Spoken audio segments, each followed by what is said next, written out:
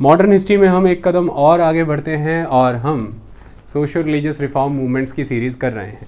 हम 1858 के बाद वाले रिफॉर्म मूवमेंट्स अब करेंगे, जिसमें हम रिलीजियस रिफॉर्म्स भी पढ़ेंगे और सोशल रिफॉर्म्स भी पढ़ेंगे। आज मेजॉरली हम रिलीजियस रिफॉर्म्स की बात करेंगे और इसके आगे जाके सोशल रिफॉर्म भी डिस्कस होंगे। ऐसा नहीं है कि रिलीजियस रिफॉर्म में हम सोशल रिफॉर्म्स का बात नहीं करेंगे, लेकिन सेपरेट सेशन रहेगा सोशल रिफॉर्म के ऊपर, ताकि आप टॉपिक को बेटर वे में अंडरस्टैंड कर पाए। मेरी दूरदर्शकों से ये रिक्वेस्ट है कि आप लोग अगर 1858 onward social religious reform movement सुनना समझना चाहते हैं तो पहले की बिफोर 1858 या अप टू 1858 तक की सोशल रिलीजियस रिफॉर्म मूवमेंट के हमारे लेक्चर हैं, उन्हें सुनिए। चलिए हम आगे बढ़ते हैं। देखिए 1858 के आगे अगर मैं चलूँ तो आपने 1858 से 1905 के बीच का नेशनलिस्ट मूवमेंट का फेज़ अच्छे से पढ़ा। मैंने आपको बताया कौन कौन से रीजंस थे जिनकी वजह से नेशनलिस्ट मूवमेंट आई। अगर इंडियन पॉलिटिकल सिनेरियो की मैं बात करूं इस पर्टिकुलर पीरियड में, तो एक पॉलिटिकल अवेकनिंग है लोगों में। उसका कारण है, कई कारण हैं। सबसे पहला कारण यह है कि एक एजुकेटेड मिडिल क्लास उभर करके आया है, नई सोशल क्लासेस पनप रही हैं इस समय में। उसके कई कारण हो गए। कारण ये हो गया कि वेस्टर्न वर्ल्ड के साथ एक इंटरेक्शन हुआ, western revolutions, western ideologies, western liberal thoughts, philosophies, western system of democracy and democratic institutions अच्छे से इस समय जानकारी में आए भारतीयों के। सेकेंड इंपॉर्टेंट एस्पेक्ट यह है कि इंडिया में एक मॉडर्न एजुकेशन सिस्टम अब तक सेटल हो चुका था, पेनिट्रेट कर चुका था। तीसरा इंपॉर्टेंट एस्पेक्ट था new type of economic system establish हुआ। फ़ॉरेन से अब पैसा इन्वेस्ट होने लग गया था। जो सबसे पहले बिगिनिंग में ट्रेड के बेसिस पे एक्सप्लॉयटेशन होता था वो ख़त्म हुआ, फिर इंडस्ट्रियल बेसिस पे एक्सप्लॉयटेशन होना शुरू हो गया, फिर धीरे धीरे अब इन्वेस्टमेंट बेसिस पर आप देखेंगे आगे एक्सप्लॉयटेशन होगा। तो इसके तहत जो एक new type of economic relation India का इस्टेब्लिश हुआ वर्ल्ड लेवल के साथ, उससे इंडिया को कई तरह के नए डायनामिक्स समझ आए। जैसे इकोनॉमिक ड्रेन ऑफ इंडिया, तो इकोनॉमिक ड्रेन इंडिया से हो रही है बड़ी स्ट्रांगली। है दादा भाई नौरोजी ने लोगों के सामने रखा और लोगों को समझ आया कि क्या क्या इकोनॉमिक इम्पैक्ट है ब्रिटिश रूल का इंडिया के ऊपर और इंडियंस को अपने इंटरेस्ट को कैसे प्रोटेक्ट करना है। तो ये एक इम्पॉर्टेंट एस्पेक्ट था। कई तरह के नए social religious and political institutions खड़े हुए। जैसे अगर हम देखें तो लोकल लेवल पर प्रयास किए जा रहे थे कि भारतीयों को भी नीतियां बनाने में शामिल किया जाए, तो उन्हें किसी स्तर पर थोड़ा थोड़ा सम्मिलित किया जाने लगा। एक हल्का फुल्का डेमोक्रेटिक सेटअप, जैसे कि 1813 के एक्ट, 1833 के एक्ट, 1853 एंड 1858 के एक्ट के तहत कुछ चीज़ें होने लगी। सिविल सर्विसेज ओपन कर दी गई, उनके तहत अब एग्ज़ाम ऑर्गेनाइज होने लगा और इंडियंस भी उसमें इंडक्ट किए जाने लगे। इस तरह के परिवर्तन भारत में आते रहे। तो new socio economic dynamics, new interaction with the western world, new revolutions, new ideas, philosophies, new administrative system of the government, जिसके तहत इंडिया को पहली बार एक unified judiciary, unified executive, unified legislature feel होने लगी है। ये एक इम्पॉर्टेंट एस्पेक्ट है। और फिर कई तरह की रेनेसेंस, जैसे जो पहले फेज़ में आए बंगाल रेनेसेंस, जिसके लिए राजा राम मोहन राय, विवियन डिरोजियो, पंडित ईश्वर चंद्र विद्यासागर, ये इम्पॉर्टेंट पर्सनैलिटीज़ रिस्पॉन्सिबल थी। इसने लोगों को जागरूक भी किया कि लोग सवाल करना सीखें, अथॉरिटी को अपनी जो मांगे हैं उन्हें रखना सीखें और देखें कि एक स्टेट जो है, एक नेशन जो है, उसकी क्या क्या रिक्वायरमेंट्स होती हैं, उनको कैसे ग्रो करना है। ये सारी चीज़ों के तहत देखें तो जब पॉलिटिक्स में ये परिवर्तन आ रहे हैं, एडमिनिस्ट्रेशन में ये चेंजेस आ रहे हैं, तो रिलीजियस एंड सोशल इंस्टीट्यूशंस बचे नहीं रह सकते। सोशल इंस्टीट्यूशन के तौर पर आपकी फैमिलीज़, आपकी सोसाइटी, आपकी कम्युनिटी बची नहीं रह सकती। मैरिटल रिलेशंस सोशल इंस्टीट्यूशन के तौर पर बचे नहीं रह सकते। आपके एजुकेशनल सिस्टम बचे नहीं रह सकते। इनमें भी आपको रिफॉर्म करने होंगे, इनमें भी डेमोक्रेटिक लाइन पर आपको कन्वर्ज करना पड़ेगा और इनको भी अडेप्ट होना होगा नए बदलती माहौल के साथ। और इसी तरह से रिलीजियस इंस्टीट्यूशंस बदलने होंगे, क्योंकि हर सोशल, इकोनॉमिक और पॉलिटिकल एस्पेक्ट के कोर में कहीं ना कहीं रिलीजन है। जब तक वो नहीं बदलेंगे तब तक सोशल चेंजेस आप नहीं ला सकते हैं। तो बदलता हुआ समाज राजनीतिक तौर पर तभी परिपक्व हो पाएगा, पॉलिटिकली तभी मैच्योर होगा ये चेंज सोसाइटी, ये चेंज कंट्री, जब इसके कोर में जो चीज़ें हैं जैसे रिलीजन है, सोसाइटी है, ये सारी चीज़ें उस राजनीतिक परिवर्तन के साथ साथ बदलें। जो पॉलिटिकल चेंजेस इंडिया में आ रहे हैं, जिसमें आप सिविल लिबर्टीज़ की बात कर रहे हैं, जिसमें आप डेमोक्रेसी की बात कर रहे हैं, जिसमें आप इंस्टीट्यूशंस की बात कर रहे हैं, जिसमें आप इलेक्शंस की बात कर रहे हैं, रिप्रेजेंटेशन की बात कर रहे हैं, रिप्रेजेंटेटिव गवर्नमेंट की बात कर रहे हैं, ये सब कुछ तभी कंड्यूसिव हो पाएगा अगर साइमल्टेनियसली सोसाइटी में भी ये चेंजेस आएँ, सोशल इंस्टीट्यूशन में भी ये परिवर्तन आए, तभी सबको इसका फ़ायदा मिलेगा, इस चेंजिंग पॉलिटिकल सिस्टम का। जैसे समाज में कास्टिज़म ख़त्म करना पड़ेगा, क्लास लेस सोसाइटी क्रिएट करनी पड़ेगी। जेंडर इनइक्वलिटीज़ को ख़त्म करना पड़ेगा। फॉरवर्ड एंड बैकवर्ड एरियाज़ में एक आपस में सामंजस्य बैठाना पड़ेगा, लिंकेज बैठाने पड़ेंगे, ताकि बैकवर्ड एरिया के लोग भी अधिकारों से वंचित ना रह जाएं, महिला वंचित ना रह जाए, निचला वर्ग वंचित ना रह जाए, और कहीं लो क्लास के लोग पीछे ना रह जाएं। एजुकेटेड और अनएजुकेटेड के बीच की रिफ्ट को ख़त्म करना पड़ेगा। जो ऑर्थोडॉक्स एंड लिबरल लोग हैं उनके बीच में कॉमन ग्राउंड लेकर के आनी पड़ेगी, ताकि एक कॉमन मिनिमम प्रोग्राम अचीव हो, एक कॉमन गुड इस्टेब्लिश हो सके, और सबसे बड़ी बात कि देश यूनाइट हो सके। जब तक स्ट्रॉन्ग कास्टिज़म रहेगा, जब तक स्ट्रॉन्ग क्लास बेस्ड सोसाइटी रहेगी, जब तक बड़े लेवल पर वुमेन और मैन के बीच में एक जेंडर इनइक्वलिटी रहेगी, डिस्क्रिमिनेशन रहेगी, जब तक area specific, religion specific, region specific, caste class specific dissensions लोगों में रहेंगी, डिवीजन्स लोगों में रहेंगी, तब तक नेशन एक यूनिटी का कंसेप्ट कभी रियलाइज़ नहीं होगा। जब तक ये रियलाइज़ नहीं होगा, तब तक वो जो परिवर्तन आ रहे हैं राजनीतिक तौर पर, उनका लाभ देश को नहीं मिलेगा। ये सारे बाहर से प्रोजेक्टेड होंगे, ऐसा लगेगा जैसे सुपर इम्पोज्ड कर दिए गए हैं एक ऐसी सोसाइटी पे, एक ऐसे रिलीजन पे, एक ऐसी इकोनॉमी और एक ऐसी कंट्री पे जो शायद अभी मैच्योर ही नहीं थी इस सिस्टम को हैंडल करने के लिए, क्योंकि ये चीज़ें ऑर्गेनिकली ग्रो होती हैं। और projected democracies, projected civil liberties, projected fundamental rights सिर्फ और सिर्फ कैओस मचाएंगे अगर सोसाइटी में इनइक्वालिटीज़ हैं। तो इनइक्वल सोसाइटी में ये चीज़ें एक ही वर्ग को प्रोटेक्ट करेंगी, सबको नहीं। इसकी वजह से परिवर्तन आने ज़रूरी थे। बहुत सारे चिंतक, विचारक इस पर विचार कर रहे थे, और उसमें ब्रह्म समाज में जो परिवर्तन आता है उसको हम स्टडी करते हैं। एक इम्पॉर्टेंट पर्सन है, मैंने ब्रह्म समाज के पहले के बारे में तो सारा डिटेल में आपको पढ़ाया है, आपको वो 1858 से बिफोर वाले में जा कर के देखना है। इस समय हम जो बात करेंगे, हम दो लोगों की बात करेंगे यहाँ पर। पहले हैं देवेंद्र नाथ टैगोर और दूसरे हैं केशव चंद्र सेन। चलिए देवेंद्र नाथ टैगोर से शुरुआत करते हैं। 1842 ऑनवर्ड्स जो टाइम है, ये देवेंद्र नाथ टैगोर से जाना जाता है। इन्हें देवेंद्र वी से भी लिखा जाता है, क्योंकि बंगाल से बिलोंग करते हैं, इसकी वजह से देवेंद्र भी होगा। एक वर्ड आप देवेंद्र भी देखेंगे, देवेंद्र नाथ टैगोर। देवेंद्र नाथ टैगोर की अगर हम बात करें तो ये पहले ही अपना काम तत्वबोधिनी पत्रिका, तत्वबोधिनी सभा के द्वारा निभा रहे थे, लेकिन 1839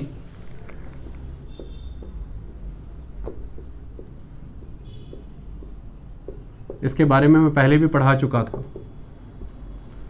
तत्वबोधिनी सभा के तहत 1839 से ही ये ब्रह्म समाज से इंडिपेंडेंटली ही, ब्रह्म समाज में नहीं थे, ब्रह्म समाज से इंडिपेंडेंट राजा राम मोहन राय की थ्योरीज़ को, उनके कंसेप्ट्स को प्रीच कर रहे थे लोगों के बीच में। लेकिन 1842 के अराउंड आकर के तत्वबोधिनी सभा और ब्रह्म समाज के बीच में एक असिमिलेशन कर दिया गया, मर्जर हो गया।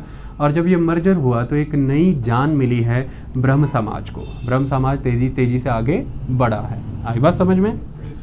अब जब हम ब्रह्म समाज की बात करते हैं यहाँ पर, तो देवेंद्र नाथ टैगोर ने किन फ्रंट्स पर काम किया? देवेंद्र नाथ टैगोर ने 2 फ्रंट्स पे काम किया। सबसे पहला फ्रंट ये था कि उन्होंने जो हिंदुइज़्म है उसके अंदर आई हुई कुरीतियों को ख़त्म करने का काम किया, यानी कि पहला प्रोसेस इनका रिफॉर्म मूवमेंट था। तो इन्होंने रिफॉर्म्स लाने की कोशिश की। रिफॉर्म्स किस दिशा में लाए जाएंगे? इन्होंने पिलग्रिमेजेस को कंडेम किया कि भाई तीर्थ यात्राएं आपको नहीं करनी है। ये थीस्ट थे, अथीस्टिक नहीं थे, लेकिन थीस्ट होने के साथ साथ ब्रह्म समाज का ये मानना था कि आपको किसी भी आडंबर में विश्वास नहीं करना है, किसी तरह के रिचुअलिज़म में बिलीव नहीं करना, कोई पॉलीथिज़म में बिलीव नहीं करना, बहुमूर्तियों की पूजा नहीं करनी, आपको मोनोथिज़म में बिलीव करना है। इन्होंने स्ट्रांगली ये बात कही कि वेदास इनफैलेबल नहीं है। लेकिन फिर भी ब्रह्म समाज की अगर हम बात करें, और उसमें देवेंद्र नाथ टैगोर, तो इन्होंने वेदास को ही इम्पॉर्टेंट माना है नॉलेज के सोर्स के तौर पर। तो वेदास पर इन्होंने रिलाय किया। इंडियन स्क्रिप्चर्स, जो Hindu scriptures, old ancient scriptures, उन पे इन्होंने रिलाय किया। पिलग्रिमेजेस को ख़त्म किया, वेदास के कंसेप्ट पे चले। तो फिर उसके तहत इन्होंने कहा कि भाई मोनोथिज़म होना चाहिए, एक ईश्वरवादी थे ये, तो मोनोथिज़म को इन्होंने प्रमोट किया। कास्ट सिस्टम को स्ट्रांगली कंडेम किया, क्लास सिस्टम को स्ट्रांगली कंडेम किया, वुमेन के इमेंसिपेशन पर इन्होंने काम किया। ये सारी चीज़ें हैं जो रिफॉर्म मूवमेंट के तौर पर इन्होंने की। हिंदू समाज को रिफॉर्म ये करना चाहते थे। जो दूसरे फ्रंट पर इन्होंने काम किया है वो काम है इनका, जो क्रिश्चियनिटी इस समय तेज़ी से बढ़ रही है और क्रिश्चियंस बड़े लेवल पर इंडिया में एक थॉट प्रमोट कर रहे थे कि हिंदुइज़्म में बहुत से फ्लॉज हैं। इस पर्टिकुलर मुहिम को रोकने का काम किया है किन्होंने? देवेंद्र नाथ टैगोर ने। तो देवेंद्र नाथ टैगोर ने एक फ्रंट ओपन किया क्रिश्चियंस के अगेंस्ट, जिसमें क्रिश्चियंस जो क्रिटिसाइज़ कर रहे थे हिंदुज़म को, उनके क्रिटिसिज्म को निराधार बताया और हिंदुज़म की पॉजिटिव साइड्स और एस्पेक्ट्स लोगों के सामने ला करके रखे हैं। ये एक बहुत बड़ा इंपॉर्टेंट काम रहा। यही एक आधार रहा है जिसकी वजह से ब्रह्म समाज में कई कमियां भी देखने को मिली हैं। जब आपने एक फ्रंटल अटैक ओपन कर रखा है क्रिश्चियनिटी के अगेंस्ट, एंटी क्रिश्चियन रंग आने में समय नहीं लगेगा। एक समय ऐसे हो गया कि ऐसा लगने लगा कि ब्रह्म समाज रूढ़िवादी चीज़ों की तरफ, फिर से ऑर्थोडॉक्स कैरेक्टर ऑफ हिंदुइज़्म की तरफ जा रहा है, जिसमें इसने खुद से मेन हिंदुइज़्म से ही दूरियां कर ली और अपने आप में खास तरह का हिंदुइज़्म जिस मामले में खुद भी कट्टरवादी हो गया था। क्रिश्चियनिटी के अगेंस्ट स्ट्रॉन्ग एक मूवमेंट शुरू हो गई, जबकि इनका मानना ये था कि हम प्रोटेक्ट कर रहे हैं एक तरह से हिंदू ग्रंथों को, हिंदू समाज को, हिंदू धर्म को। ये एक इम्पॉर्टेंट चीज़ है। जब हिंदू धर्म की बात यहाँ पर आती है, ये वो पॉपुलर हिंदू धर्म नहीं है जिसे ब्राह्मणास फॉलो करते थे। जो ब्रह्मास थे, यानी कि जो ब्रह्म समाजी थे, उनके लिए हिंदुइज़्म का कंसेप्ट बिल्कुल अलग था। वो बहुएश्वरवादी नहीं थे, बहुत सारे गॉड्स को नहीं मानते थे, वो एकेश्वरवादी थे। वो पिलग्रिमेजेस नहीं करते थे, नॉन पिलग्रिमेज उनका कंसेप्ट हुआ करता था। सेकंड थर्ड इंपॉर्टेंट एस्पेक्ट, मूर्ति पूजा निषेध थी, वो आइडल वर्शिप नहीं करते थे। तो इन्होंने भी यही कंसेप्ट फॉलो किया है देवेंद्र नाथ टैगोर ने। चौथा कंसेप्ट इनका बहुत स्ट्रॉन्ग ये मानना था कि जो ज्ञान है सारा वो वेदों में और इन ग्रंथों में है। अगर हम नॉलेज को डिराइव करना चाहते हैं तो हर किसी का राइट है कि वो इन बुक्स को रीड कर सकता है और अपनी विजडम के दम पर यहाँ से नॉलेज इंटरप्रेट करके निकाल सकता है, यानी कि किसी भी मीडिएटर की ज़रूरत नहीं है। तो इन्होंने स्ट्रांगली प्रीस्ट क्लास की रिक्वायरमेंट को ख़त्म कर दिया। इन्होंने कहा कि प्रीस्टली क्लास की कोई रिक्वायरमेंट नहीं है as a mediator. Every individual is capable by its own wisdom, वो अपने लिए नॉलेज इंटरप्रेट कर सकता है जो नॉलेज उसे मिलेगी वेदास और इन सैक्रेड बुक्स में से। इसके लिए उसे किसी प्रीस्टली क्लास की ज़रूरत नहीं है। इनका मानना ये था कि प्रीस्टली क्लास लोगों को एक्सप्लॉइट करती है। ये इसी थ्योरी पर काम कर रहे थे। आई बात समझ में? तो इस तरह की एक्टिविटीज़ की इन्होंने। ये सारे के सारे जो मैंने अभी आपको कंसेप्ट बताए, ये सारे MCQs बनते हैं। इन बातों पे आप ध्यान रखना। समय आगे बढ़ता रहा, देवेंद्र नाथ टैगोर ने ख़ास तरह के नियम भी बनाए, ख़ास तरह की उपासना की पद्धति भी बनाई और उसके तहत ये कंसेप्ट भी माना गया कि जहाँ जहाँ पर भी आइडोलेटरस एक्ट होते हैं वहाँ पर नहीं जाया जाएगा। जैसी भी आइडोलेटरी वर्शिप्स प्रैक्टिसेस कभी भी अगर ब्रह्म समाज में भी इस तरह की कोई एक्टिविटी आ रही है उसे भी ख़त्म किया जाएगा। तो इसके लिए इन्होंने डिफरेंट रिलीजियस टेक्स्ट जो इंडिया के एग्जिस्ट करते हैं उनसे कई तरह की रिलीजियस और स्पिरिचुअल डॉक्ट्रिन्स ले करके एक ख़ास तरह का अपना सिस्टम डिवाइस किया जिसे ब्रह्म धर्म कहा जाता था। क्या कहा जाता था? ब्रह्म धर्म बोला जाता था। ओके, ये इनका डिवाइस किया हुआ एक मेथड था। आप इसे कह सकते हैं कि इनकी डिवाइस की हुई एक पद्धति, और आप ये भी कह सकते हैं कि इनकी तैयार की हुई एक बुक है जिसे हम ब्रह्म धर्म के तौर पर मानते हैं। क्लियर हो गई बात? कोई प्रॉब्लम तो नहीं? Very good. तो अब इनसे जुड़ी कौन सी चीज़ें हैं? तत्वबोधिनी सभा इनसे जुड़ी है, तत्वबोधिनी पत्रिका भी है। सेकंड इंपॉर्टेंट एस्पेक्ट ब्रह्म धर्म इनसे जुड़ा हुआ है। अगला इंपॉर्टेंट कंसेप्ट, इन्होंने प्रीस्टली क्लास की रिक्वायरमेंट को डिनाई किया है। इन्होंने कहा है इंडिविजुअल विजडम कैपेबल है, सबका राइट्स है सेक्रेड बुक पे। इन्होंने कहा है कि पॉलीथीज़म नहीं होगा। ओके, ये सारी चीज़ें रिकॉल हुई हैं आपको? तो पॉलीथीज़म है, नॉन आइडोलेटरस सिस्टम है, ये सारी चीज़ें। सभी इम्पॉर्टेंट रिलीजियस बुक्स जो हिंदुइज़्म से कनेक्टेड हैं उनसे क्या कलेक्ट करके, स्पिरिचुअल और रिलीजियस थॉट्स कलेक्ट करके क्या बनाया? ब्रह्म धर्म। और एक ख़ास तरह की पैटर्न स्टार्ट किया वर्शिप का, that is Brahma Upasana. That is ब्रह्म उपासना। बस ये चीज़ें आप देवेंद्र नाथ टैगोर से जोड़ करके देखेंगे, देखोगे ना जोड़ के बेटा, ब्रह्म उपासना। आगे कंसेप्ट चलते हैं, राइट डाउन प्लीज़, राइट।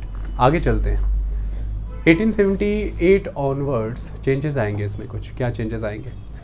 देखिए, एक समय ऐसा भी आया था कि देवेंद्र नाथ टैगोर 1856 से 58 के अराउंड शिमला की पहाड़ियों में चले गए, रिट्रीट कर गए। और एक बहुत इम्पॉर्टेंट पर्सनैलिटी है जिन्हें इन्होंने अपॉइंट किया एज आचार्य, और उनका नाम है केशव चंद्र सेन। ये एक यंगस्टर थे उस टाइम पे। Keshab Chandra Sen is very important person. Keshab Chandra Sen के कई एसोसिएट भी थे, उनमें से एक एसोसिएट थे अक्षय कुमार दत्ता। ये बात आपको याद रखनी है। कौन थे एक एसोसिएट? अक्षय कुमार दत्ता। किसकी बात कर रहा हूँ मैं, ये समझो ध्यान से। केशव चंद्र सेन ने अपने मित्रों के साथ मिलकर के डिस्कशन पर्पस के लिए, रिलीजियस डिस्कशंस और डिबेट्स के लिए एक बॉडी बनाई, एक सभा बनाई, जिसे हम कहते हैं संगत सभा। तो केशव चंद्र सेन किस बॉडी से कनेक्टेड माने गए हैं? संगत सभा। ओके। और संगत सभा मेन पर्सन उनके साथ जो एसोसिएटेड हैं दैट इज़ अक्षय कुमार दत्ता, और जो मेंबर्स के तौर पर लोग जाने जाते हैं राजेंद्र लाल मित्रा, राजेंद्र लाल मित्रा, पीनी चंद्र मित्रा, पीनी चंद्र मित्रा, पंडित ईश्वर चंद्र विद्यासागर, पंडित ईश्वर चंद्र विद्यासागर, ये सब मेंबर इनसे जुड़े हुए माने गए। ओके। केशव चंद्र सेन का बात करने का अंदाज़, उनका एंथुसिज्म, उनकी zeal, he was awesome orator, eloquence उनमें इतना था, अल्टीमेट एलोक्वेटर थे, बात करने का अंदाज़ बहुत ज़बरदस्त था। उन्होंने लोगों को अपने साथ जोड़ा। किस लेवल पर जोड़ा? राजा राममोहन राय के समय में ब्रह्म समाज की एक कमी रह गई थी कि ब्रह्म समाज बंगाल में सिर्फ़ और सिर्फ कलकत्ता के कुछ इम्पॉर्टेंट एरियाज़ तक फेमस रहा, यानी कि अर्बन एरियाज़ तक फेमस रहा। ये एक इम्पॉर्टेंट आस्पेक्ट। लेकिन अगर हम बात करते हैं देवेंद्र नाथ टैगोर की, तो इन्होंने इसी ब्रह्म समाज को बंगाल के कई अर्बन सेंटर्स और कंट्री साइड तक ले जाने का काम किया। लेकिन इनसे एक स्टेप आगे बढ़ गए केशव चंद्र सेन। इन्होंने पूरे भारत भर का भ्रमण किया और ब्रह्म समाज को बहुत आगे ले जा करके अलग अलग एरियाज़ में इनके सेंटर खोले, जैसे उत्तर प्रदेश, पंजाब, बॉम्बे, मद्रास, इन एरियाज़ में सेंटर खोलने का काम किया। ब्रह्म समाज को एक पैन इंडियन मूवमेंट बनाने की कोशिश किन के द्वारा की गई? केशव चंद्र सेन के द्वारा। ये एक इम्पॉर्टेंट आस्पेक्ट है। ओके। अब जब हम केशव चंद्र सेन के बारे में स्टडी करते हैं तो ये किन किन खास बातों के लिए जाने गए हैं? वो चीज़ें इनमें सेम रहेंगी जो चीज़ें पहले में सेम है। पॉलीथीज़म तो इनमें भी डिनाई किया जाएगा, ये भी मोनोथीज़म में रहेंगे। आइडल वर्शिप्स को ये भी ख़त्म करेंगे, ये भी उसको नहीं मानेंगे। पिलग्रिमेजेस को ये भी मानेंगे नहीं। मेडिएशन ऑफ एनी प्रीस्ट क्लास ये भी नहीं मानेंगे। विजडम ये भी मानेंगे। किस चीज़ की विजडम को मानेंगे? वेदास की। लेकिन ये भी ये कहेंगे कि वेदास इनफॉलेबल नहीं है। ऐसा नहीं है कि उन्हें ख़त्म ही नहीं किया जा सकता, क्योंकि ह्यूमन रीजनिंग पे फोकस ज़्यादा है। ह्यूमन का रीज़न बहुत स्ट्रॉन्ग माना गया है कि ह्यूमन रीज़न कर सकता है चीज़ों को, ह्यूमन की खुद की कैपेबिलिटी है। वेदास में जिए हुए कंसेप्ट्स अगर ह्यूमन रीजनिंग पे खरे उतर रहे हैं तो बात करेक्ट है। ऐसा नहीं है कि जो कह दिया गया है वो रीजनिंग से परे है, इस तरह की। इसलिए वो कहते थे कि वेदास इनफैलेबल नहीं है। ये एक इम्पॉर्टेंट चीज़ है। लेकिन केशव चंद्र सेन के समय में जहाँ इतनी बढ़ोतरी हो रही है ब्रह्म समाज में, वहाँ पर आपको कई तरह से बिखराव भी देखने को मिलेगा। वो बिखराव कैसा देखने को मिलता है? देखिए, सबसे इम्पॉर्टेंट चीज़ तो ये है कि 1866 के अराउंड केशव चंद्र सेन इतना ज़्यादा लिबरल हुए और वेस्टर्न एजुकेशन, वेस्टर्न थॉट्स को लेकर के काफ़ी कॉस्मोपॉलिटन हुए। तो इनकी स्ट्रॉन्ग कॉस्मोपॉलिटन एटीट्यूड और बहुत अल्टीमेट लिबरलिस्टिक एटीट्यूड ने क्या चेंज कर दिया कि ब्रह्म समाज के अंदर ही डिफरेंट पारसीज, मुस्लिम्स, बुद्धिस्ट, हर तरह के धर्म से जुड़े हुए टेक्स्ट, रिलीजियस बुक्स को स्टडी किया जाने लगा, अंडरस्टैंड किया जाने लगा। ऐसा माने जाने लगा कि सभी में कुछ ना कुछ गुड एस्पेक्ट्स तो निहित हैं। ऐसे में एक वर्ग है जो इनके अल्टीमेट लिबरलिज्म और कॉस्मोपॉलिटन एटीट्यूड को देख करके इनके साथ नहीं रह पाया। उनको लगा कि धीरे धीरे ब्रह्म समाज कंटेमिनेट हो रहा है, तो इसकी वजह से वो इनसे अलग होना चाहता था। ऐसे में जब केशव चंद्र सेन ने देखा कि भाई मैं नहीं पूरी तरह से निखर करके आ पा रहा हूँ इन चीज़ों में, तो 1866 के अराउंड पहला स्किज्म नज़र आता है, पहला बंटवारा नज़र आता है ब्रह्म समाज के अंदर। और आपको दिखेगा ब्रह्म समाज ऑफ इंडिया बनाया जाएगा किनके द्वारा? केशव चंद्र सेन और उनके एसोसिएट्स तो वो छोड़ के चले जाएंगे मेन ब्रह्म समाज को, और जो देवेंद्र नाथ टैगोर का ब्रह्म समाज है, जो ओल्ड ब्रह्म समाज है, वो कहलाएगा आदि ब्रह्म समाज। आई बात समझ में? वो आदि ब्रह्म समाज हो जाएगा और इनका हो जाएगा ब्रह्म समाज ऑफ इंडिया। लेकिन समय आगे बदल गया। 1878 के अराउंड आपको एक और स्किज्म नज़र आता है, सेकंड स्किज्म नज़र आता है। ये स्किज्म क्यों नज़र आया? ये बंटवारा क्यों नज़र आया आपको? ये वो समय है जब केशव चंद्र सेन के ही कुछ डिसाइपल्स, कुछ फॉलोअर्स ने केशव चंद्र सेन को अवतार मानना शुरू कर दिया। जबकि अगर आप ब्रह्म समाज की बात करें तो इसमें अवतारवाद की थ्योरी नहीं है। उन्होंने इनको ही एक इनकारनेशन मानना शुरू कर दिया, इनकी उपासना शुरू कर दी, इनकी पूजा करनी शुरू कर दी। आई बात समझ में? जबकि ये वही केशव चंद्र सेन है जो इन चीज़ों के विरुद्ध थे। और केशव चंद्र सेन के द्वारा ही 1866 के अराउंड एक न्यूज़पेपर निकला करता था जिसका नाम था Indian mirror. Indian mirror newspaper के एडिटर ये थे। मॉडर्न हिस्ट्री में मैं जितने भी लेक्चर दूंगा उसमें आपको एक बात का ख्याल रखना है कि लेक्चर के दौरान मैं जिन बुक्स, जिन मैगजीन्स और जर्नल्स, पत्रिकाओं का जिक्र करूंगा वो आपको बहुत ध्यान में रखनी है। अदरवाइज़ इसका एक टेबल सा बनता है, उसके थ्रू कभी लर्न नहीं होंगी, बट इस तरह से लर्न होंगी। इंडियन मिरर, भारत दर्पण, ये केशव चंद्र सेन से जुड़ा हुआ है। तो जिन चीज़ों का खंडन करते थे अब इनके फॉलोअर उसी चीज़ को मानने लगे, तो ये तो गलत। और दूसरी बात, throughout the life Keshab Chandra Sen ने सोशल एक्टिविटीज़ में बहुत योगदान दिया। जैसे कई तरह के सोशल और रिलीजियस रिफॉर्म्स के लिए जाने गए हैं। मद्रास में इन्हीं के क्रियाकलापों और इन्हीं के प्रभाव से वेद समाज का गठन हुआ। तो आपको क्वेश्चन आएगा, वेद समाज कहाँ से जुड़ा हुआ है? मद्रास से। बॉम्बे में इन्हीं के प्रयासों से, महाराष्ट्र में इन्हीं के प्रयासों से और इन्हीं के क्रियाकलापों से प्रार्थना समाज का गठन हुआ। तो प्रार्थना समाज के बीजारोपण में भी ये जिम्मेदार थे, वेद समाज के बीजारोपण में भी ये जिम्मेदार थे। कितने बड़े लेवल पर इन्होंने मूवमेंट को आगे बढ़ाया और कितने एरियाज़ में एक्सपेंशन किया।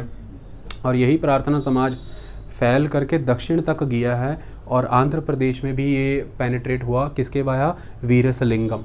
वीरसलिंगम इसे लेकर के गए दक्षिण में। तो देखिए आंध्र प्रदेश तक केशव चंद्र सेन का ब्रह्म समाज का एक पताका फहरा रहा है, एक थॉट प्रिवेल कर रहा है। केशव चंद्र सेन स्टॉन्च सपोर्टर थे वुमेन कॉज के। चाइल्ड मैरिज के खिलाफ इन्होंने लंबी मुहिम छेड़ी है। विडो री मैरिज को लेकर के लंबे प्रयास इनके, वुमेन एजुकेशन को लेकर के लंबे प्रयास, कास्ट सिस्टम के घोर विरोधी है, क्लास सिस्टम के घोर विरोधी। इन चीज़ों का ज़बरदस्त विरोध करने के बाद 1878 के अराउंड एक घटना ये हो जाती है कि एक तरफ तो इन्हें इनकारनेशन माना जा रहा है और दूसरी तरफ हो ये गया कि इन्होंने सारी ज़िंदगी अपनी जिस चाइल्ड मैरिज का विरोध किया, ख़ास तरह से अंग्रेज़ों पर प्रभाव भी बनाया कि जो खास ब्रह्म मैरिज का कंसेप्ट ब्रह्म समाज प्रमोट करता है उसे सिविल मैरिज एक्ट और नेटिव मैरिज एक्ट 1872 के अंदर मान्यता दे दी जाए कि ब्रह्म मैरिज भी लोग करेंगे और वो मैरिज वैलिड मानी जाएगी।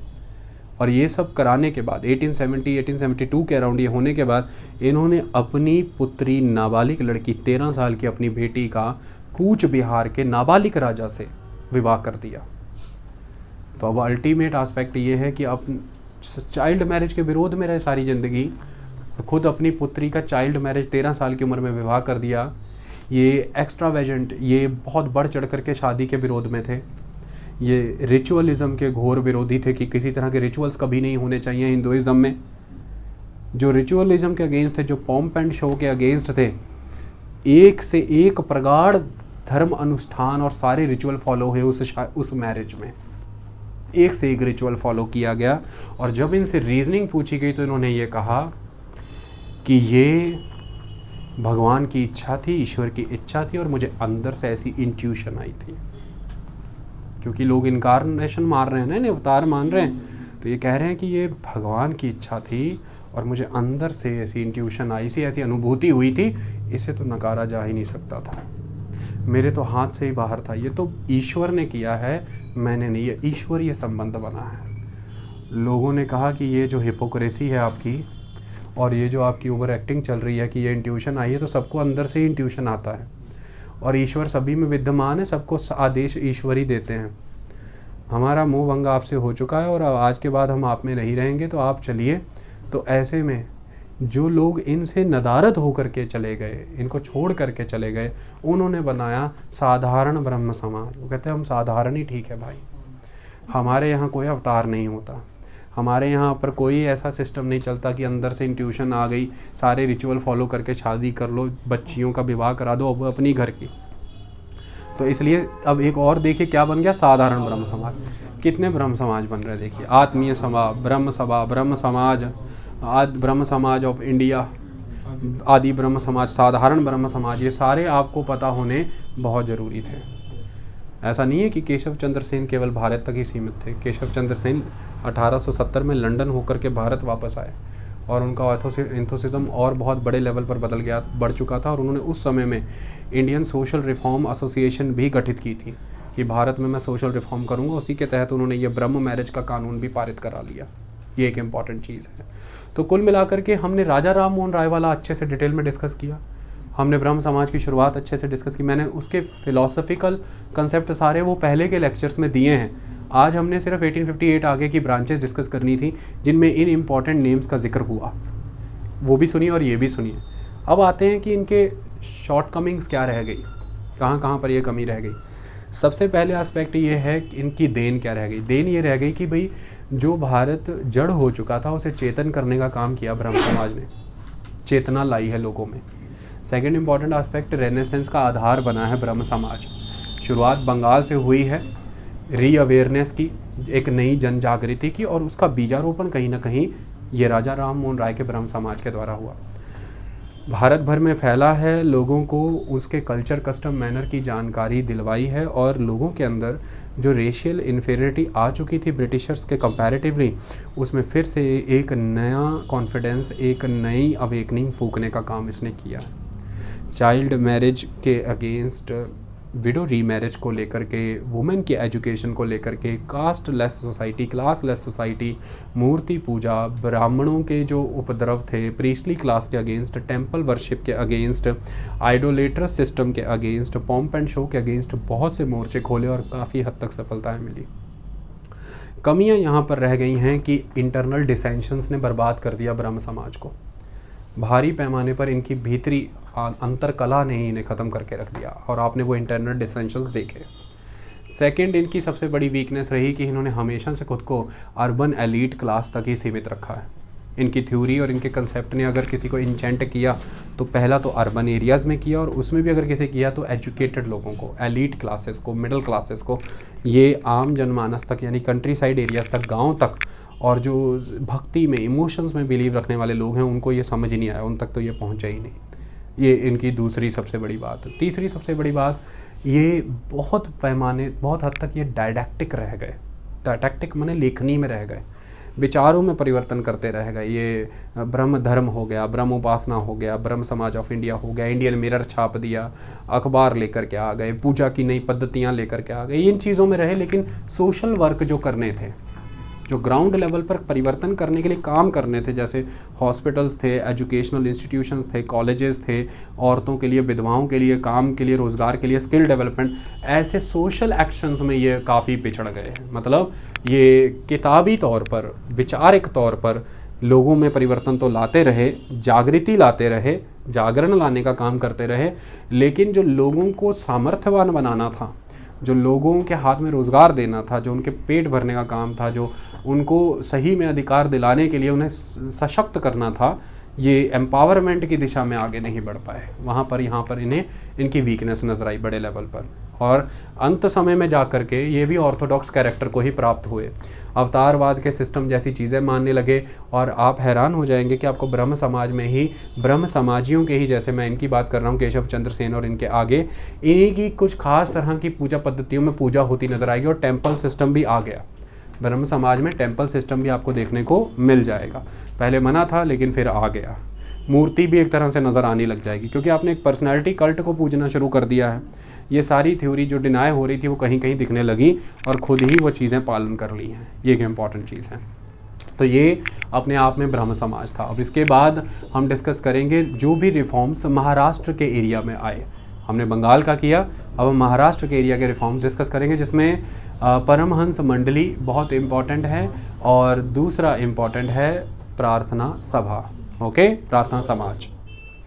अब हम आगे बढ़ते हैं महाराष्ट्र के रीजन में। परमहंस मंडली बहुत फेमस है। देखिए 1849 का समय है, आपको महाराष्ट्र में परमहंस मंडली एक्टिविटी में आती नज़र आएगी। पहले तो ये महाराष्ट्र से जुड़ी है, याद रखना है। ऐसा पूछा जाता है किस एरिया से जुड़ी हैं। इम्पॉर्टेंट नाम जो जुड़े हुए हैं इसके साथ वो कौन है?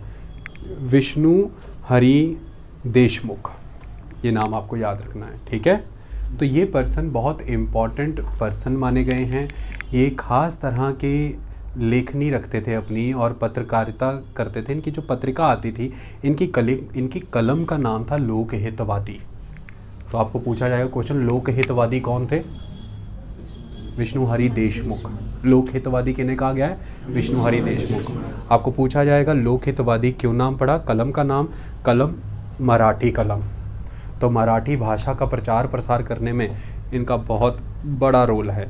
ओके, परमहंस मंडली में ये क्या कहते थे, इनका उद्देश्य क्या था, ये क्या बोलते थे, सुनो जरा समझो। सबसे पहले तो ये स्ट्रिक्टली अगेंस्ट थे आइडल वर्शिप के, पिलग्रिमेजेस के ये टोटली अगेंस्ट थे, कास्ट और क्लास के ये पूरी तरह से अगेंस्ट थे, पॉलीथिज्म के पूरी तरह से अगेंस्ट थे। लगभग ब्रह्म समाज का एक इम्पैक्ट है। इनका मेन प्रश्न ये था कि ब्राह्मणास और नॉर्मल ह्यूमन में क्या अंतर दिखता है? कोई अंतर नहीं। क्या उनके 20 हाथ हैं?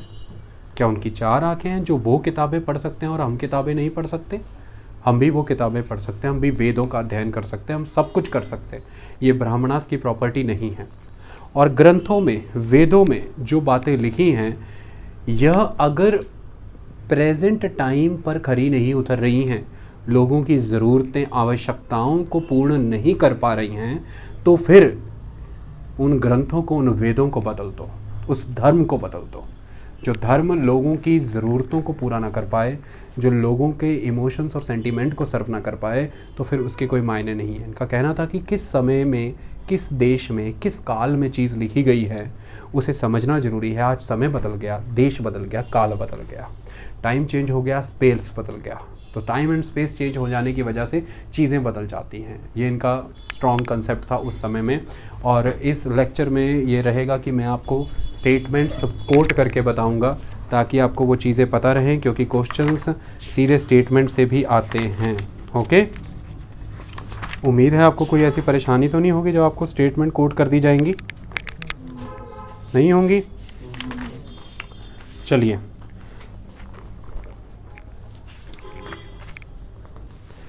तो क्या कहते हैं Vishnu Hari Deshmukh? The priest are very unholy because they repeat things without understanding their meaning. उनका कहना था कि प्रीस्ट जो है अनहोली हैं। क्यों? चीज़ें रिपीट करते चले जा रहे हैं, मंत्रास रिपीट करते चले जा रहे हैं, मीनिंग को डिमिनिश कर दिया। बिना ज्ञान में गए इन्होंने सिर्फ उसे कोटा चढ़ा लिया, उसका cramming, and profanely reduce knowledge to such repetition. कि नॉलेज को किस में बदल के रख दिया? Only repetitions. Look at the problem. आप नॉलेज की बात कर रहे हो और आपने प्रमोट करके रख दिया रिपीटिशन को, कि बस इसको याद करो और मतलब समझने की कोशिश ना करो।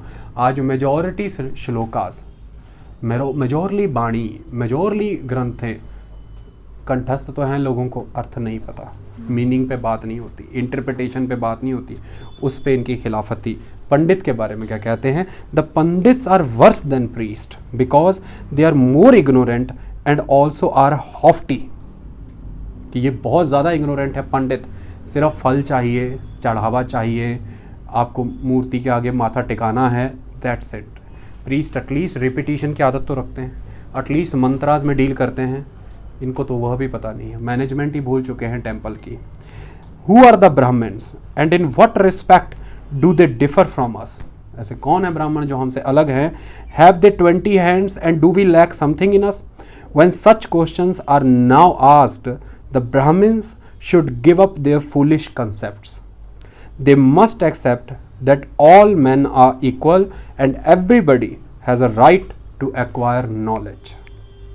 ये अगर आपको स्टेटमेंट डाल के पूछा जाता है कि इसे एलैबोरेट करें, तो आपको पता होना चाहिए कि इनके द्वारा दिया गया है। आई बात समझ में? तो ये एक इम्पॉर्टेंट पर्सन थे जिन्होंने ये कंसेप्ट उस समय में दिया है, और इन्हीं की वो लाइन थी कि भाई धर्म नहीं अगर आपकी अनुरूप चल रहा है, इस समय के अनुरूप चल रहा है, इस काल के अनुरूप चल रहा है, समाज के, तो धर्म को बदलो। फिर ये इंपॉर्टेंट चीज़ है। कास्ट को नहीं प्रिवेल कराओ, क्लास को नहीं प्रिवेल कराओ, वेदा से अछूते मत रखो दलितों को, औरत और मर्द में जेंडर इनइक्वलिटी मत रखो। अगर धर्म कह रहा है तो फिर धर्म बदलो, ना कि पद्धतियों को चलाए रखो। धर्म से अगर समर्थन मिल रहा है इन चीज़ों को, तो धर्म को बदल दो। ये बड़ी बात है। आई बात समझ में? आगे चलते हैं और इसी में फिर संडे जैसे प्रेयर कॉन्ग्रेगेशन ऑर्गेनाइज होना, एक प्रोटोकॉल के तहत चलना, तो फिर प्रार्थना समाज आता है। आई बात समझ में? प्रार्थना समाज जाना गया है कुछ खास लोगों के लिए, जिसमें बहुत इम्पॉर्टेंट पर्सन हैं आरजी भंडारकर। ये संस्कृत के बहुत ही प्रगाढ़ लेखक थे और ये भारतीय इतिहास के बहुत माने जाने इतिहासकार हैं। आप आरजी भंडारकर और भंडारकर के नाम पे बहुत हिस्ट्री देखी, आपने पढ़ी, भंडारकर के व्यूज़ भी सुने हैं। जस्टिस महादेव गोविंद राणाडे, बहुत important personality. Doctor Atmaram Pandurang, बहुत इम्पॉर्टेंट पर्सनैलिटी। H.G. चंदावरकर, बहुत इम्पॉर्टेंट पर्सनैलिटी। तो ये इम्पॉर्टेंट पर्सन्स नाम याद रखने क्योंकि क्वेश्चन आते हैं। Important person is R G Bhandarkar. कौन कौन जुड़ा है प्रार्थना समाज से? R G Bhandarkar, Atmaram Pandurang, justice Mahadev Govind Ranade and mister Chandavarkar. Okay, ये नाम आपने याद रखने हैं। अब जस्टिस महादेव गोविंद राणाडे को क्या कहा जाता है? जस्टिस महादेव गोविंद राणाडे वेस्ट यहाँ पे महाराष्ट्र को कह रहे हैं, इंडिया का वेस्ट की कल्चरल मूवमेंट्स के प्रॉफिट बोला गया है उन्हें, पैगंबर। Okay, western social religious cultural movements के पैगंबर वो कहलाए हैं। बहुत बड़े स्तर पर इन्होंने काम करने का काम किया है। जैसे सारी बातें वही रहेंगी, पॉलिथिज्म को ख़त्म, आइडल वर्शिप नहीं, लेकिन इनका ही कहना ये था कि किसी समय काल में वेद पुराण ग्रंथों में कहीं पर भी जो भी रिलीजियस डॉक्ट्रिन्स दी गई हैं वो मिस इंटरप्रेटेड हैं। अब ये देखो, ये उन्हें गलत नहीं कह रहे हैं, ये कह रहे हैं कि वो मिस इंटरप्रिटेशन है, और वो जो मिस इंटरप्रेटेड चीज़ें हैं वही चीज़ें तो फिर कॉन्ट्राडिक्ट कर रही हैं एक्चुअली में जो आज हो रहा है देश में। जो आज मर्द और औरत का भेद है, जो उचले और निचले का भेद है, अगड़े पिछड़े का भेद है, अनपढ़ पढ़े का जो बहुत बड़ा भेद आप स्थापित कर करके बैठे हुए हैं, मूर्ति पूजा है, मंदिर है, दलितों को परमिशन नहीं, ये जो है क्या कॉन्ट्राडिक्शंस है सारी ओरिजिनल राइटिंग को। तो फिर ये क्या है? ये मिस इंटरप्रिटेशंस हैं। तो ये कॉन्ट्राडिक्टरी चीज़ें उन्होंने कहा कि ठीक होनी चाहिए। तो इसी की वजह से अगर आप देखें तो उन्होंने कुछ प्रोसेस किए, जैसे कि प्योरिटी मूवमेंट चलाने का काम किया, जिसे हम शुद्धि प्रक्रिया भी कहते हैं। जस्टिस महादेव गोविंद राणाडे ने ये प्योरिटी मूवमेंट चलाया। ये प्योरिटी मूवमेंट क्या था? ये एंटी डांसिंग मूवमेंट था कि नृत्य नहीं होंगे। इस तरह से मदिरा पान करके नृत्य करना, मंदिरों में नृत्य करना, हर जगह पर ये जो नृत्य कर रहे हैं जिसके तहत आप चीज़ों को हल्के में ले रहे हैं, ये नहीं होगा। आपको मोर ऑर्गेनाइज्ड होना पड़ेगा और आपको टेम्परेंस करना पड़ेगा। तो anti dancing plus temperance movement चलाया, यानी कि मनन करें, ध्यान करें, चिंतन करें, कंटेम्पलेशन करें, और ये सारी चीज़ें करते हुए सात्विक जीवन हो, यानी कि टेम्परेंस का जीवन हो। प्रताड़ना लेनी पड़ेगी, पेनेंस लेना पड़ेगा, ये काम करना पड़ेगा, तब जा कर के प्योरिटी अचीव हो पाएगी। ये इनका एक मेन इम्पॉर्टेंट आस्पेक्ट था। सेकेंड इम्पॉर्टेंट आस्पेक्ट, इन्होंने ख़ास तौर पर कुछ दो लोगों की मदद ली। इसमें पहले पर्सन हैं धोंदो केशव कर्वे और विष्णु हरीश शास्त्री। तो विष्णु शास्त्री कहिए आप, धोंदो केशव कर्वे एंड विष्णु शास्त्री। जस्टिस महादेव गोविंद राणाडे ने कहा कि इट इज़ फुटिल। पत्रकारिता के माध्यम से, संडे प्रेयर्स के माध्यम से, लेक्चर्स, डिबेट्स, डिस्कशंस के माध्यम से लोगों को केवल जागरूक करने का कोई पर्पज़ नहीं है। अगर ये सारी चीज़ों के साथ हम सोशली ग्राउंड पे जाके प्रैक्टिकल रिफॉर्म नहीं कर रहे, वर्क नहीं कर रहे, तब तक कोई लाभ नहीं। तो इन्होंने ये चैम्पियन माने जाते हैं। आप सब जानते हैं विडो रीमैरिज के लिए अपनी ज़िंदगी खपा दी थी पंडित ईश्वर चंद्र विद्यासागर ने। और उनके बाद अगर जाते जाते हैं वेस्ट में, महाराष्ट्र में, तो धोंदो केशव कर्वे प्लस जस्टिस महादेव गोविंद राणाडे, इन्होंने बड़े लेवल पर काम किया विडो की परिस्थिति को सुधारने के लिए। तो इनका एजेंडा पंडित ईश्वर चंद्र विद्यासागर से आगे बढ़ रहा है। ये सिर्फ रीमैरिज के लिए अंग्रेज़ों पे दबाव बना के कानून या रीमैरिज की प्रथा चलाने की बात नहीं कर रहे। ये कह रहे हैं कि सशक्तिकरण होना चाहिए, विडो का एम्पावर्ड होनी चाहिए। वो तब होगी जब उसको स्किल देंगे, उसको कोर्स सिखाएंगे। तो इन्होंने विडो होम एसोसिएशन स्थापित की। ये विडो होम एसोसिएशन क्या थे? ये स्किल्ड स्कूल्स थे, ये स्किल लर्निंग स्कूल थे। इसमें जो विडोज़ हैं उनको मिडवाइफ्स का कोर्स, उनको नर्सेस का कोर्स, उन्हें स्टिचिंग का कोर्स, उन्हें जुलाहे का काम, ये सारे काम सिखाए जाते थे जो एक औरत जिसे करके आत्मनिर्भर हो जाए। महादेव गोविंद रानडे का मतलब कहना ये था कि औरत की परिस्थिति इस बात में नहीं है कि उसे मैरिज करने दी जा रही कि नहीं, औरत की इनडिग्निटी इस बात में है कि उसको इसलिए जलना पड़ता है अपने पति के साथ, उसकी इसलिए री मैरिज नहीं हो पा रही क्योंकि वो अटैच है एक पर्सन के साथ। अगर हम उसे इंडिपेंडेंट कर दें तो फिर वो अपनी डिग्निटी को गेन कर जाएगी। और इंडिपेंडेंट करने का एक ही आधार है कि हम कैंपेन ना चलाते रहें विडो की रीमैरिज के, उसे सशक्तिकरण करें उसका, और उसको हम कुछ काम सिखाएं, कुछ ऐसा काम सीखेगी तो आगे बढ़ पाएगी, आत्मनिर्भर हो जाएगी। और आत्मनिर्भरता से सम्मान आएगा तो फिर वो चयन करे कि उसे रीमैरिज करनी भी है कि नहीं। हम क्यों उसकी अपलिफ्टमेंट को इसी बात से जोड़ करके बैठ गए हैं कि रीमैरिज करा दो, अपलिफ्टेड है। हो सकता है वो रीमैरिज करना ही ना चाहती हो, वो अपनी अस्मिता से, अपने सम्मान से जीवन जीना चाहती हो, उसके लिए उसे रोज़गार दो, उसे लायक बनाओ कि समाज में विचर सके। इसलिए विडो होम एसोसिएशन बहुत इंपॉर्टेंस रखते हैं वेस्टर्न इंडिया में, और इसके लिए धुंधो केशव कर्वे और महादेव गोविंद रानाडे जाने गए हैं। पूरे भारतवर्ष में सोशल रिलीजियस रिफॉर्म मूवमेंट्स में इतनी रिफॉर्म मूवमेंट किसी की सफल नहीं हुई जितनी रानाडे की सफल हुई इस क्षेत्र में, वुमेन के कार्य में, क्योंकि रानाडे ने प्रैक्टिकल वर्क किया। बिल्कुल ही आई बात समझ में। तो इन चीज़ों के लिए इन्हें जाना जाता है, ये एक इम्पॉर्टेंट आस्पेक्ट है। जब हमने इन चीज़ों को डिस्कस कर लिया है तो प्रार्थना समाज, परमहंस मंडली हमने दोनों डिस्कस कर लिए। अब हम डिस्कस करेंगे आर्य समाज के विषय में। ओके, आर्य समाज बहुत इम्पोर्टेंट, समझिए। मूल शंकर, मूल शंकर, माइक लटक रहा है, अभी वही बातें कर रहे थे ना, तो इसलिए हो गया ऐसा। गुजरात के मोरवी गांव से आते हैं, गुजरात के मोरवी गांव से आते हैं दयानंद सरस्वती, जिनका नाम क्या है, मूल शंकर। ओके, क्या कहना है भाई दयानंद सरस्वती के बारे में। 21 साल की उम्र में इन्होंने गृह त्याग कर दिया। कितने साल की उम्र में? 21। शादी से बचने के लिए, शादी के बंधन में बंधना नहीं चाहते थे। 15 साल भारत भ्रमण कर दिया, ज्ञान नहीं मिला, ज्ञान चाहते थे। 2.5 साल फिर मथुरा में रुके हैं स्वामी बिरजानंद महाराज के पास। तो बिरजानंद जी ने फिर इनको वेदों की, ये बड़ी किस्मत होती है, आज भी मैं मानता हूँ कि अगर कोई मिल जाए, फिलॉसफिकल इंटरप्रिटेशन करके दी वेदों की। 2.5 साल लगे, और 2.5 साल की उस फिलॉसफिकल इंटरप्रिटेशन के बाद दयानंद सरस्वती ने कंक्लूड किया कि अगर कोई चूजन मेंबर हैं इस प्लेनेट पे तो वो आर्यंस, अगर कोई चूजन गॉस्पेल्स हैं, कोई किताबें हैं तो वो वेदास, और अगर कोई चूजन लैंड है तो वो इंडिया। क्यों? उन्होंने कहा कि ये जो सारा आडंबर है ना समाज में, ये पौराणिक है, पुराण पीरियड। वेदों के पीरियड और पुराण पीरियड में फ़र्क करना सीखो, ये बात आपको पता होनी चाहिए। 1500 से लेकर के 1000 AD तक का ये पीरियड, 500 साल का, ये है वैदिक, और 1000 से 600 लेटर वैदिक, तो 1500 से 600 का साल ये वैदिक है। लेकिन जब AD में आ जाते हैं हम, तो AD पीरियड जो है वो पौराणिक पीरियड है। पुराणास तब लिखे गए, और मेनली पुराणास का जन्म होता है गुप्ता पीरियड।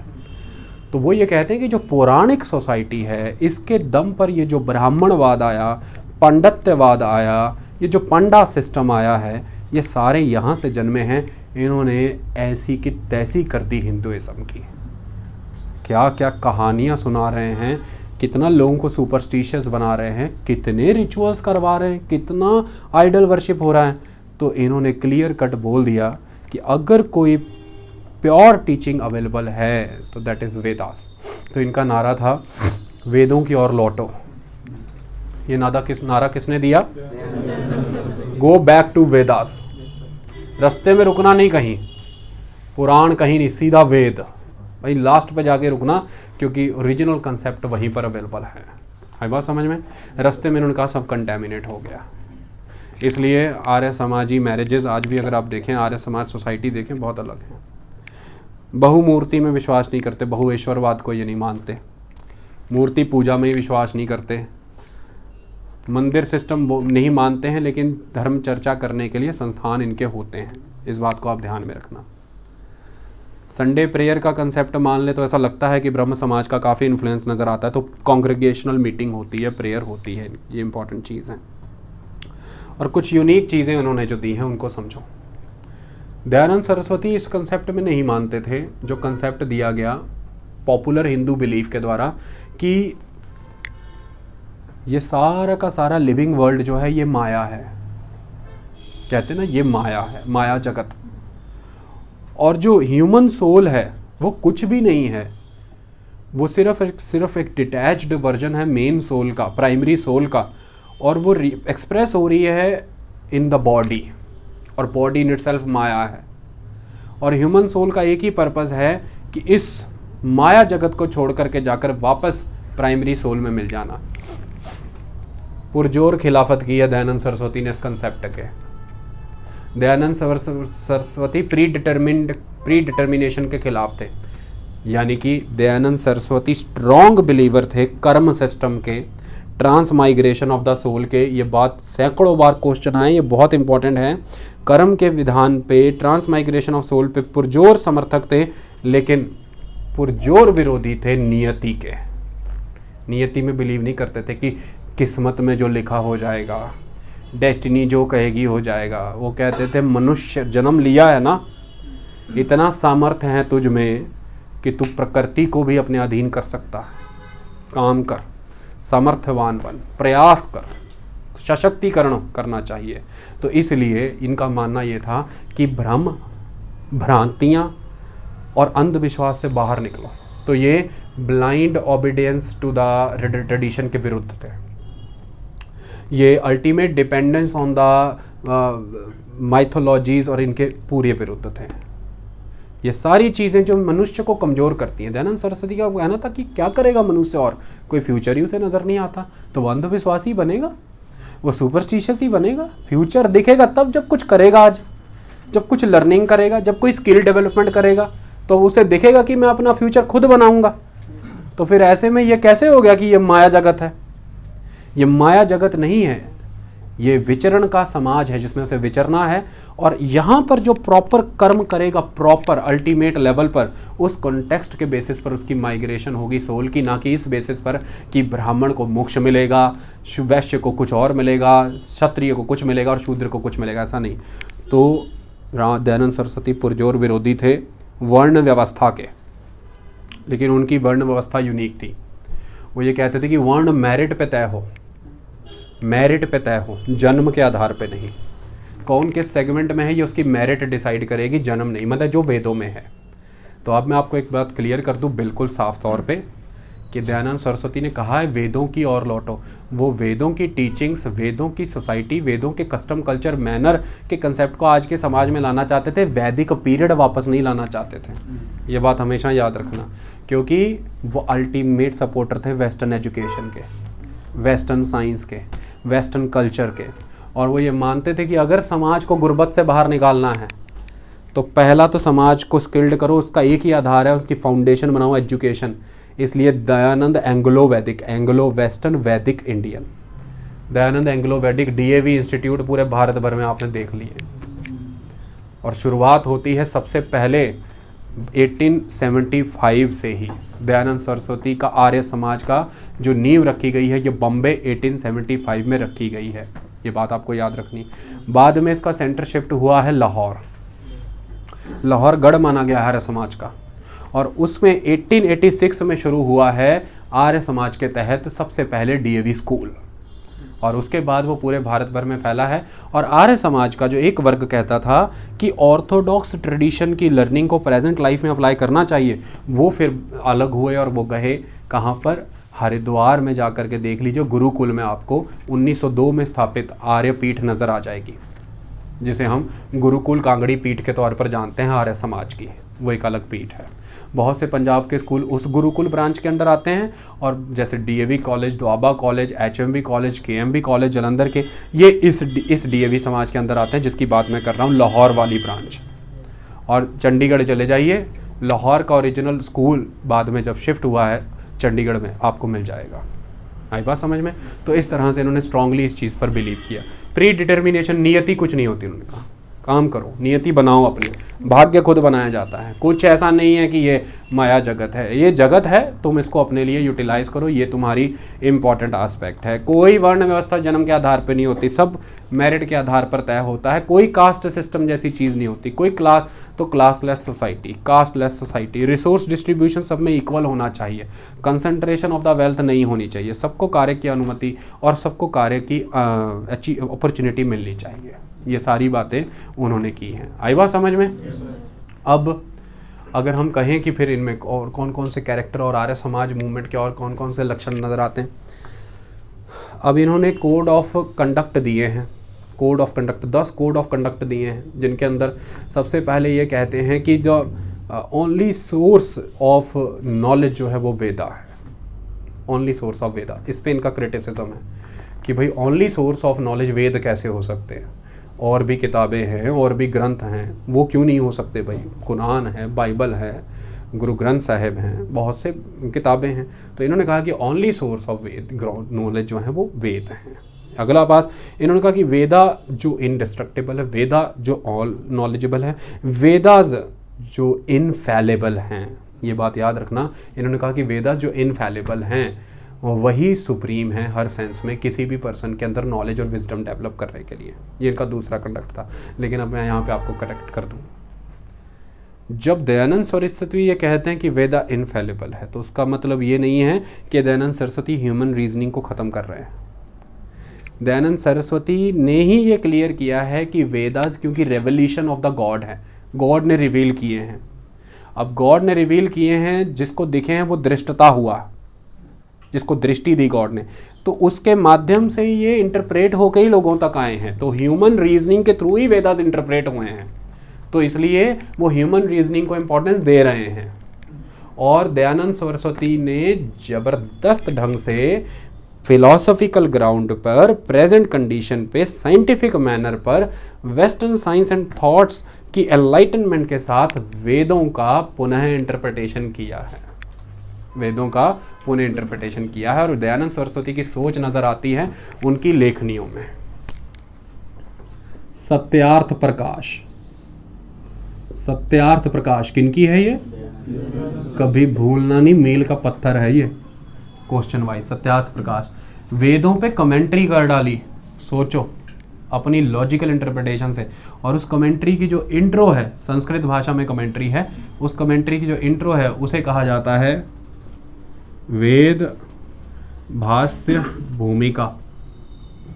ओके, और जो कमेंट्री की है ये यजुर्वेद और लगभग काफी हद तक ऋग्वेद पर, और उसे वेद भाष्य कहा गया है। तो सत्यार्थ प्रकाश, वेद भाष्य भूमिका, ये सारी चीजें दयानंद सरस्वती से जुड़ी हुई हैं। आई बात समझ में? दयानंद सरस्वती कहते हैं किसी भी काम के पहले राइटियसनेस देख लेना, यानी कि कंडक्ट धर्म के आधार पे हो, राइट और रॉन्ग को कंसिडर कर लेना। किसी से भी बात करने से पहले लव एंड जस्टिस रख लेना डील करने से पहले, वरना डील नहीं करना, चुप बैठे रहना चुप करके। कोई भी चीज़ सुनने समझने से पहले याद रखना, इग्नोरेंस को ख़त्म करना, नॉलेज को गेन करना है, ये इंपॉर्टेंट है। कोई भी लाइफ की एक्टिविटी में ये बात याद रखना कि मूवमेंट ही लाइफ है, कर्म करना है और सब कुछ काम के थ्रू ही अर्न करना है, अदरवाइज नहीं करना है। किसी भी तरह से कोई सुपरस्टिशन या ब्लाइंड फेथ पे फॉलो नहीं करना, हर चीज़ के पीछे रीजनिंग है, रीजनिंग को क्वेश्चन करना है और रीजनिंग के बेसिस पर ही नॉलेज गेन करनी है। कोई पॉम्प शो रिचुअल्स या एक्स्ट्रावेजेंट एक्टिविटीज़ नहीं करनी है, इस चीज़ का पालन करना है। तो ये सारी चीज़ें दयानंद सरस्वती दे करके गए हैं। आई बात समझ में? इनके विवाह पद्धतियाँ बहुत सिंपल होती हैं, इनके फेरों के मंत्र सब सिस्टम इनके अपने माने जाते हैं। इसमें उस ब्राह्मणिकल ऑर्डर से और उस पॉपुलर बुद्ध हिंदू समाज से चीज़ें नहीं ली गई। अब हुआ क्या? अब अल्टीमेटली जब हम आर्य समाज की बात करते हैं तो ये कुछ स्टेप आगे चला गया। आगे के सबसे पहले तो शुद्धि मूवमेंट चला दी इन्होंने। शुद्धि मूवमेंट के तहत इन्होंने ये क्या कि जो क्रिश्चियनिटी में लोग कन्वर्ट हो रहे हैं, जो पारसी में कन्वर्ट हो गए, जो बुद्ध जैन में कन्वर्ट हो गए हैं, उनका शुद्धिकरण मतलब घर वापसी। तो उनको वापस से कन्वर्ट करना शुरू किया, मतलब उनको वापस से हिंदुइज्म में लाना शुरू किया। तो इन्होंने बाकी धर्म के लोगों को भी एडमिट करना स्टार्ट कर दिया। इनका कहना था कि ये लोग भ्रमित होने की वजह से कन्वर्ट हुए थे, अब जब इनके भ्रम टूट गए हैं तो इनको वापस लाया जाए। तो इन्होंने क्रूसेड किया एक तरह का, ये क्रूसेड हो गए। और क्रूसेडर के तौर पर जब इन्होंने काम किया है तो अल्टीमेट एक्टिविटी स्टार्ट हो गई, फिर इनको खिलाफत झेलनी पड़ी है दूसरे धर्मों की। अगला कंसेप्ट इन्होंने cow protection group, cow protection squad चलाया, और वो काउ प्रोटेक्शन स्क्वाड को गाइडेंस कुछ और दी गई थी, और जब उसने ओवर एंथुसिज्म में काम करना शुरू कर दिया, मार काट और नरसंहार शुरू हो गया, तो बस फिर कम्युनल स्ट्राइफ बढ़ गए। तो ये धब्बा भी आता है कि आर्य समाज ने एक पॉइंट पर जाकर के कम्युनल हार्मनी को बिगाड़ने का काम किया है, एक डिसहार्मनी क्रिएट हुई है, और सेपरेटिस्ट टेंडेंसीज जो हैं उनको प्रमोट किया है कंटेन करने की बजाय, और एक कट्टरवादिता नज़र आई है कि वह आर्य समाज जो राइट